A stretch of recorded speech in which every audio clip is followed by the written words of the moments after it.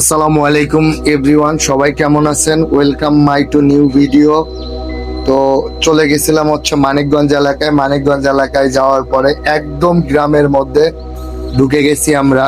সেখানে যে আমি একটা খেতে পানি দেওয়ার মেশিন দেখতে পাই, এখান থেকে খুব সুন্দরভাবে পানি পড়তেছিল। এটা আমার কাছে এত অসাধারণ লাগছে যে আমি ভিডিওটা না করে আর পারিনি। গ্রামের এই দৃশ্যগুলো আমার কাছে এত ভালো লাগে, আমি যখনই যাই না কেন এটা সবসময় আমি ক্যামেরা বন্দি করে রাখি।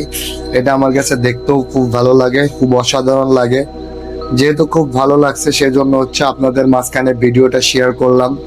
এই অসাধারণ ভিউগুলা গ্রামে না যাওয়া পর্যন্ত দেখা যায় না। ঢাকা শহরে আমরা থাকতে থাকতে প্রায় বোরিং হয়ে থাকি।